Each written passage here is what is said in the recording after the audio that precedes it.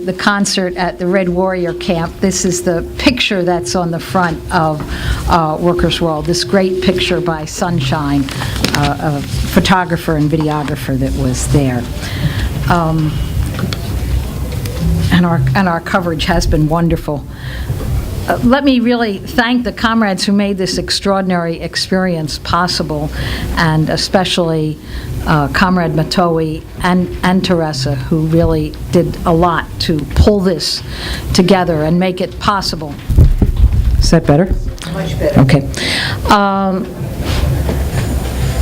As comrades described, it was Lamont and Amani, and also Cody, a young comrade from Baltimore, and myself. But really, at Standing Rock, we met so many friends and activists from New York, from LA, from Durham, Salt Lake City. I mean, it just, it was clear that this is very much a magnet for those who are in the front lines of struggle right now, along with very much being a magnet, of course, for indigenous peoples. Now, there's a long history of struggle on Standing Rock, and we couldn't possibly go through all of that.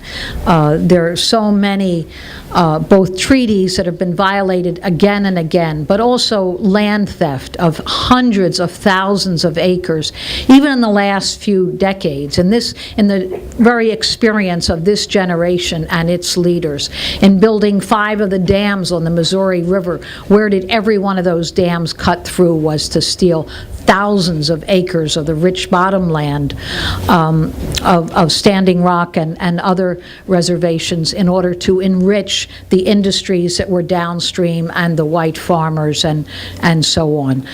And it really left the high and desert areas only remaining on some of these reservations, and cut through areas, uprooted and flooded out whole villages and towns. So there's a lot of direct experience, even on the part of the activists right there, and experiences in the courts and experiences in confrontations. Now, there were all sorts of things that were really moving. One of the things, one of the young runners who had organized this run from Standing Rock, and there was a whole group of young people that did this all the way to Washington, and they came through New York. There was a big rally last month, but they described how this was like ignored by the corporate media here, and they were ignored in Washington. They felt no one noticed. But when Obama was on this trip to Asia, he was speaking at a press conference in Laos, and a young woman got up and challenged him about the Dakota Access Pipeline and Standing Rock, and wanted to know what he had to say. So, they said, we think no one hears, when the corporate media doesn't report us, but they're listening on the other side of the world. And, it was such an exciting moment, because it does show, and by the way, with us, any time that we introduced ourselves as, we said we're not corporate media, if we had out a camera, a phone, we're really part of People's Media, Workers.org, and People's Video Network, and then right away there would be like a welcome, because there is that real distinction, that real difference. Now, as comrades already explained, there's very different tactics going on, different currents, different political, this is a very rich political struggle. And the encampments at Sacred Stone, Red Warrior Camp also, different locations, different tactics, different direct actions, the frontline camps, and then the large encampment itself, where these thousands of people, for the most part, are housed, and the many different indigenous nations. And really, our role was to be in solidarity with all of this, and not to side or support any one tactic over another. This is the people there themselves that will decide and discuss these things. And there's legal actions and court actions and big media tents and all of this that they've set up. the support of the elected council of Standing Rock meant that they were able to provide things like 150 porta-johns that are cleaned every day that were all over the camp, and water provided everywhere, and the camp kitchens that with big smokers and fires and so on. That was the kind of thing that we could also say it's different than at the time of Wounded Knee back in 1973, when there were hundreds of militants gathered at Wounded Knee. But the struggle of AIM at that time was very often against the tribal councils, who were acting at that time in collusion with the Bureau of Indian Affairs and the FBI, and actually went hunting and assassinating the militants. So this is a different period where the councils themselves are also part of this, and not just part of it in a quiet way. They have come into it, and they're giving resources and inviting the councils of every other indigenous nation of the Americas to come and join them. And that's what made it so exciting.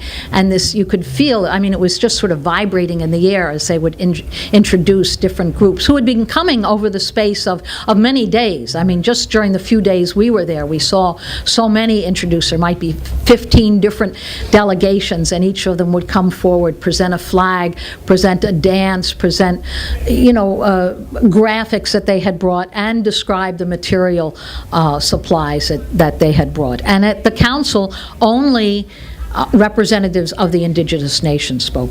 No one else. That was also very much a part of that feeling of representing a new force. Now, just while I'm up here, I want to just mention there is a picket line tomorrow for comrades and friends who can make it in front of G4S. That's an international security company, the world's second largest employer, and actually part of the whole security apparatus at Standing Rock.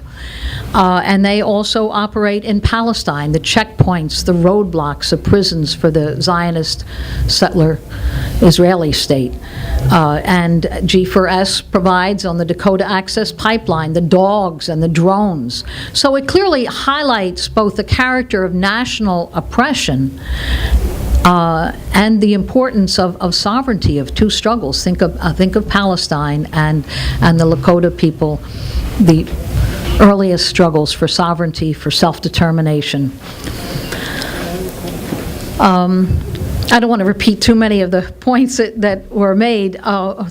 Just the importance of these delegations coming was such an exciting thing for especially for the Native peoples there, because there have been consciously and people would describe it sometimes to us in detail, the way in which one group was set against another in treaties and in subsidies and agreements, and so the importance of coming together really, in that sense, was a new development that just really went to everyone's heart.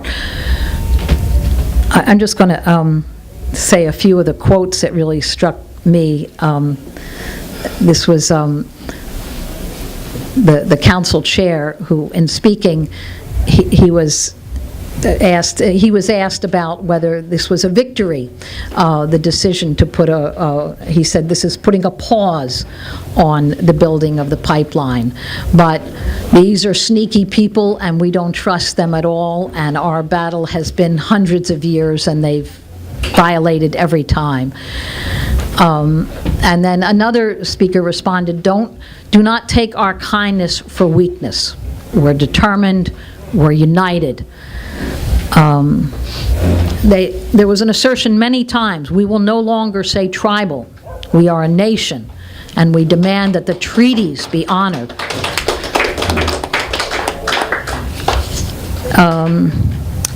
In closing, I want to just say a point about this really feeling like liberated territory. Maybe that was what was so exciting about it for us. You can imagine you're spending days in a place where you never pay a penny for anything. You don't take money out of your wallet. There's meals and water, and there's medics, and you need sunscreen, and you need, you have an upset stomach, you have anything. There's kitchens and smokers. There's so many clothes and sleeping bags and other things that have been donated, all put out for anyone to take. And everyone is also looking for a way to donate their own labor, whether it's in taking part in the cooking or going around and cleaning up. The grounds were spotless. There was no trash anywhere because people were constantly cleaning up.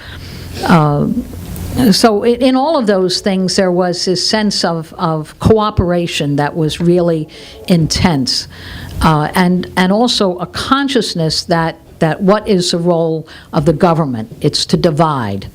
And it's to use rumors and their courts and their drones, and that's why the drones were circling all the time. That was sort of reminding everyone of their presence. It's to use raids and corporate media lies. So I think we're going to, as Lamont was saying, we will look for ways in this coming period to continue this support.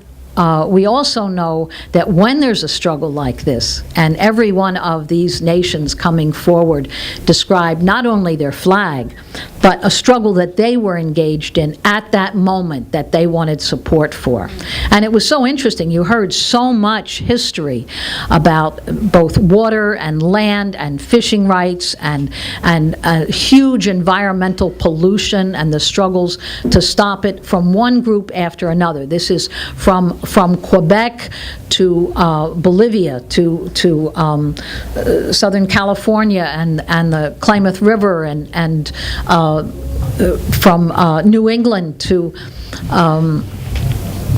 Long Island. I mean, it was really interesting hearing each of the descriptions of the struggles that people are involved in, and knowing that sometimes when there's a struggle like this, it gives a burst of enthusiasm and revolutionary energy to many, many other struggles.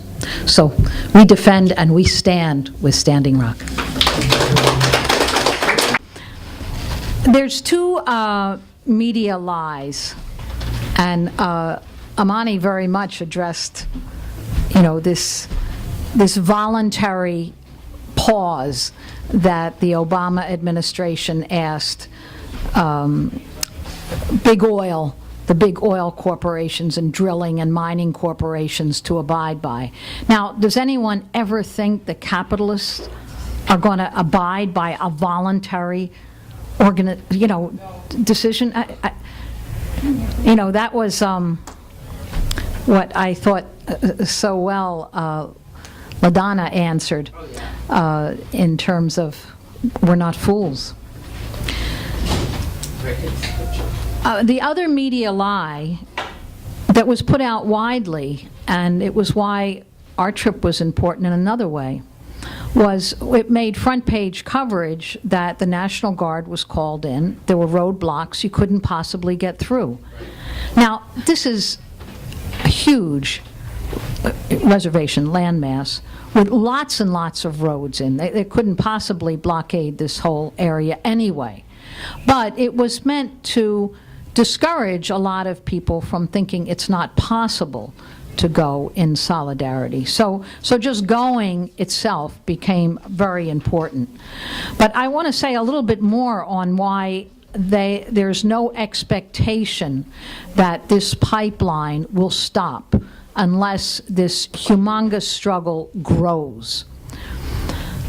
Now, at the Fort Berthold Reservation, just to the north, the Mandan people did agree to both fracking and pipelines.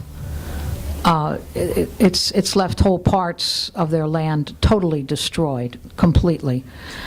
But they were promised, and they now have a suit in court for more than $1 billion in royalties that they were promised and have never received.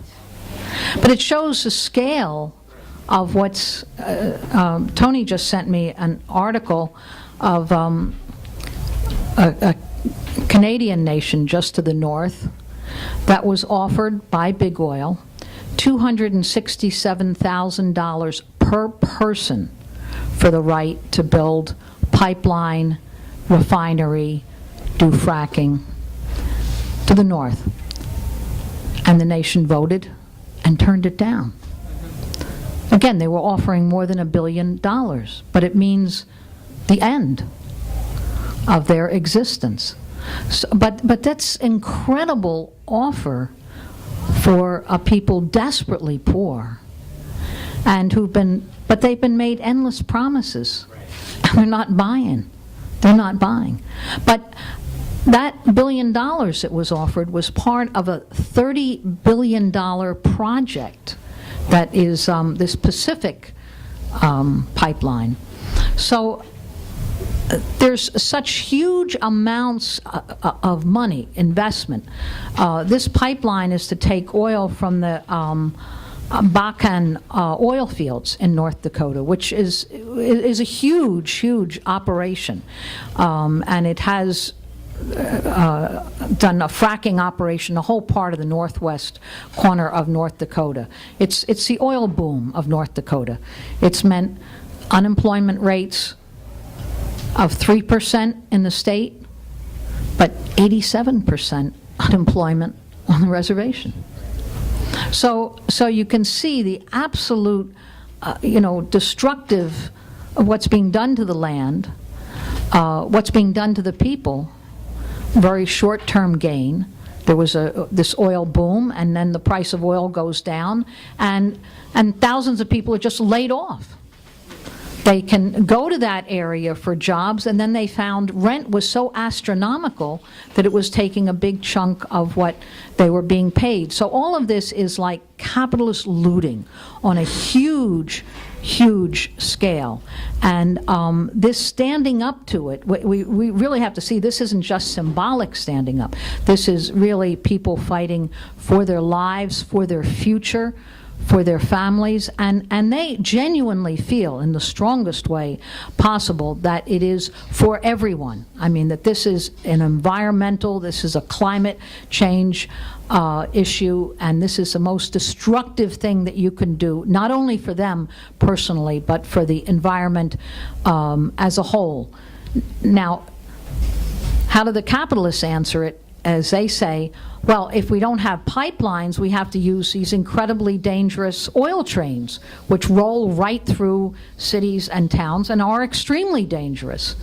But of course, there are other solutions which are being raised again and again, and we just really have to listen to that more and not place any confidence in these quick profit schemes that are multi-billion-dollar projects which just unleash complete destruction on everyone.